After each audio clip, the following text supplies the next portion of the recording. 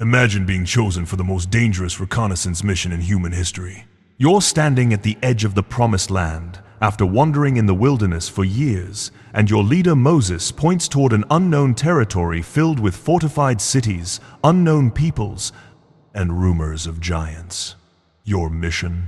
Spy on this land for 40 days and return with intelligence that will determine the fate of an entire nation. This is exactly what happened to 12 men from the tribes of Israel, and their story would become one of the most dramatic and consequential episodes in biblical history. The year was approximately 1440 BC, and the Israelites had been journeying through the wilderness after their miraculous exodus from Egypt. They had witnessed plagues that brought the mighty Egyptian empire to its knees, walked through the Red Sea on dry ground, and received the 10 Commandments at Mount Sinai. Now they stood at Kadesh Barnea, on the southern border of the land that God had promised to Abraham, Isaac, and Jacob centuries earlier. This wasn't just any piece of real estate they were approaching. This was Canaan, the land flowing with milk and honey, the inheritance that had been promised to their forefathers, the place where they would finally stop wandering and start living as a settled nation. But Moses, the wise leader who had guided them this far, knew that entering this land wouldn't be simple. The Canaanites weren't going to hand over their cities and fields without a fight. Intelligence was crucial. They needed to know what they were up against, what resources the land contained, how strong the defenses were, and what kind of military opposition they might face. So Moses made a decision that would echo through eternity. He would send spies into the land, one representative from each of the 12 tribes of Israel, to conduct a thorough reconnaissance mission. The selection process for these spies was no casual affair. Moses didn't choose young, inexperienced men for this crucial mission. He selected princes, leaders, men who were already heads of their tribal families and who had proven themselves trustworthy and capable. From the tribe of Reuben came Shammua, the son of Zakkur. From Simeon, Shaphat, the son of Hori. From Judah came Caleb, the son of Jephunneh, a man whose name would become synonymous with faith and courage. From Issachar, Igal, the son of Joseph.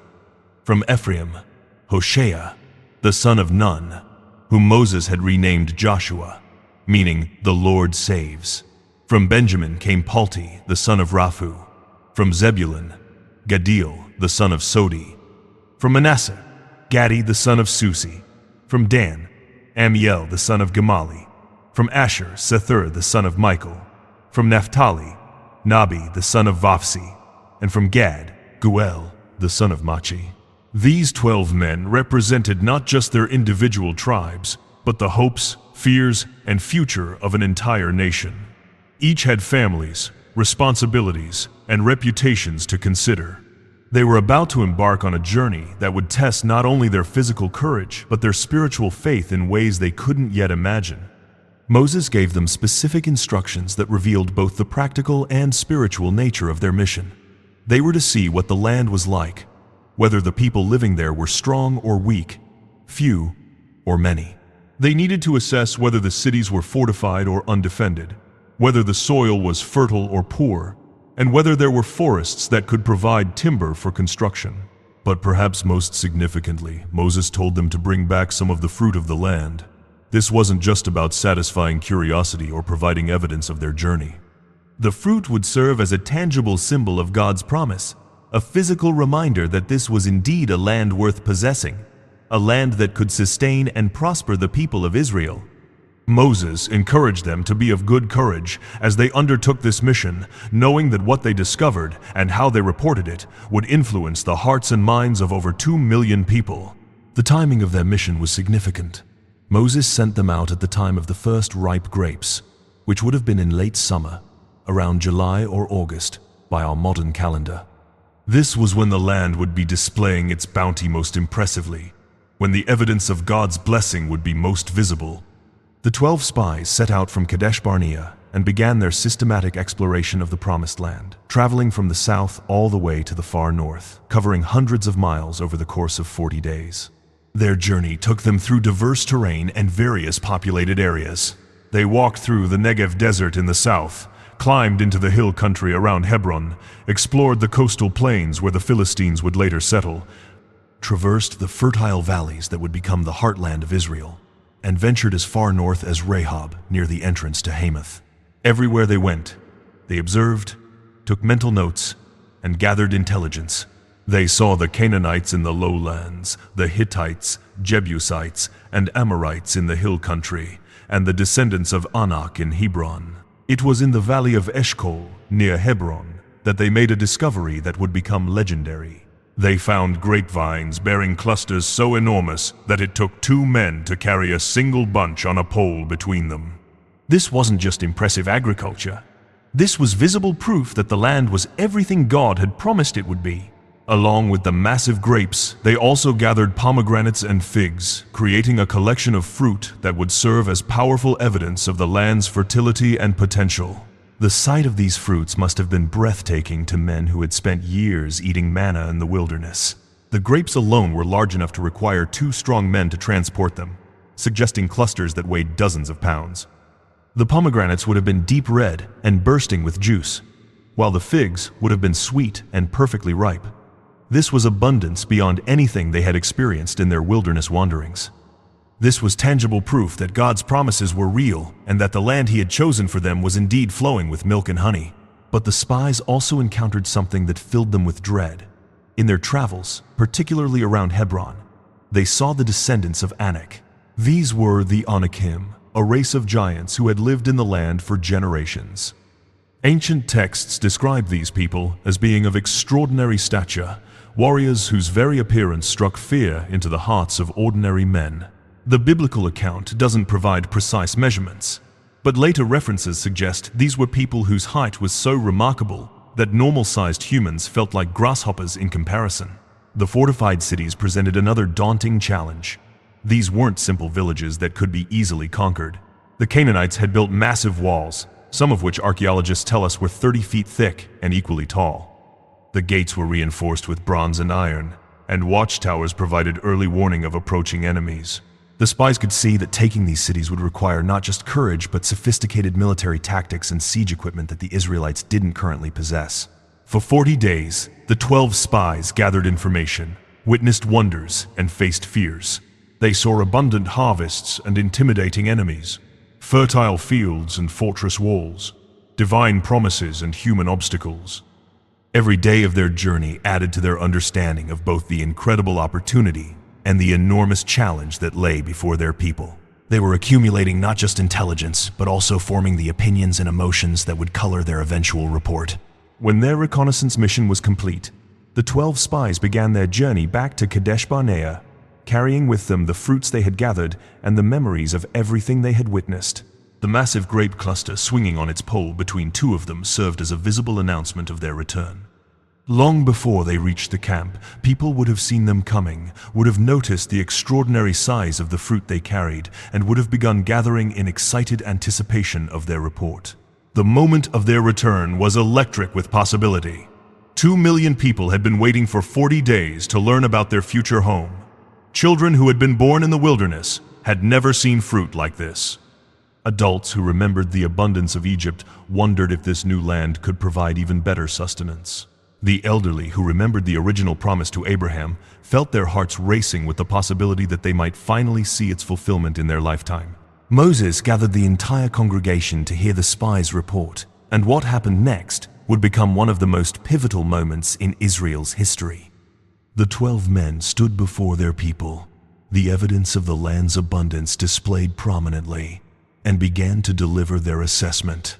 Initially, their report was unanimously positive. They confirmed that the land truly did flow with milk and honey, and they presented the remarkable fruits as proof of their claim. The grapes, pomegranates, and figs spoke volumes about the agricultural potential of their promised inheritance. This wasn't just habitable land. This was extraordinarily productive territory that could support a large population in comfort and prosperity. The soil was rich, the climate was favorable, and the existing inhabitants had already demonstrated what could be accomplished through farming and cultivation. Everything about the land's fertility confirmed that God had chosen well for His people. But then came the word that would change everything. Nevertheless, despite all the positive evidence, 10 of the 12 spies began to focus on the obstacles rather than the opportunities. They described the people of the land as strong and the cities as fortified and very large. They spoke with rising alarm about seeing the descendants of Anak in the land, and their fear became contagious as they painted increasingly dire pictures of the military challenges that awaited any attempt at conquest. It was at this crucial moment that Caleb, the representative from the tribe of Judah, demonstrated the faith and courage that would make his name immortal. He quieted the people before Moses and declared with confidence, "Let us go up at once and take possession, for we are well able to overcome it." Caleb had seen exactly the same things as his fellow spies. He had witnessed the same giants, observed the same fortified cities, and noted the same military challenges. But where the others saw insurmountable obstacles, Caleb saw opportunities for God to demonstrate his power and faithfulness. The 10 fearful spies, however, contradicted Caleb immediately and forcefully. They declared that they were not able to go up against the people of the land because they were stronger than the Israelites. But their report didn't stop there. In their growing panic and desire to convince the people not to attempt the conquest, they began to exaggerate and distort what they had actually seen. They brought up an evil report about the land, claiming it was a land that devours its inhabitants. This accusation was particularly devastating because it directly contradicted the evidence they had just presented. How could a land that produced such abundant fruit be one that devoured its people? The contradiction revealed that fear was now driving their testimony rather than facts. They described all the people they had seen as men of great stature, and then made the claim that would terrorize the entire camp. They had seen giants, the descendants of Anak who come from the race of giants, and in comparison to these massive warriors, they felt like grasshoppers. The psychological impact of this report was immediate and catastrophic. The congregation broke into weeping and wailing that lasted throughout the night. 2 million people who had been on the verge of entering their promised inheritance suddenly found themselves paralyzed by terror. They began to murmur against Moses and Aaron, questioning why God had brought them to this place only to fall by the sword and see their families taken captive. In their despair, they even suggested appointing a new leader who would take them back to Egypt. The tragedy of this moment cannot be overstated. These were people who had witnessed the 10 plagues that humbled the greatest empire on earth. They had seen the Red Sea part before them and close upon their enemies. They had watched water flow from rocks, manna fall from heaven, and the very presence of God descend upon Mount Sinai. They had been sustained and protected through years of wilderness wandering. Yet when faced with the final step into their inheritance, they allowed fear to overpower faith. Joshua, the son of Nun from the tribe of Ephraim, stood with Caleb in opposing the majority report. Together, these 2 men, who would later become the only survivors of their generation to enter the promised land, tore their clothes in grief at the people's lack of faith. They addressed the congregation with passionate conviction, reminding them that the land they had explored was exceedingly good, and that if the Lord delighted in them, He would bring them into this land and give it to them. Joshua and Caleb made a crucial theological point that the fearful spies had completely missed. They acknowledged that the inhabitants of the land were indeed present and that their cities were fortified, but they declared that these people would be like bread for the Israelites to consume. Their protection had departed from them, they argued, but the Lord was with Israel. Therefore, there was no reason to fear the inhabitants of the land. This wasn't mere optimism or military bravado. Joshua and Caleb understood something profound about the nature of their mission and their God. They recognized that the conquest of Canaan wasn't ultimately a human military operation, but a divine initiative. God had promised this land to their ancestors, had delivered them from Egypt specifically to bring them to this place, and had demonstrated His power repeatedly throughout their journey. The giants and fortified cities weren't obstacles to God's plan. They were opportunities for Him to display His might on behalf of His people. But the majority of the congregation wasn't ready to hear this message of faith. Instead of being encouraged by Joshua and Caleb's words, they became so angry that they spoke of stoning these 2 faithful men. It was only the sudden appearance of the glory of the Lord at the tabernacle that prevented violence from breaking out in the camp. God Himself intervened in this crisis, and His response revealed the seriousness of what had just occurred. The Lord spoke to Moses with evident anger and disappointment. asking how long this people would reject him and how long they would not believe in him despite all the signs he had performed among them. God's frustration was understandable. He had invested tremendous effort in delivering and sustaining these people. Yet, at the crucial moment when faith was most needed, they had chosen fear instead.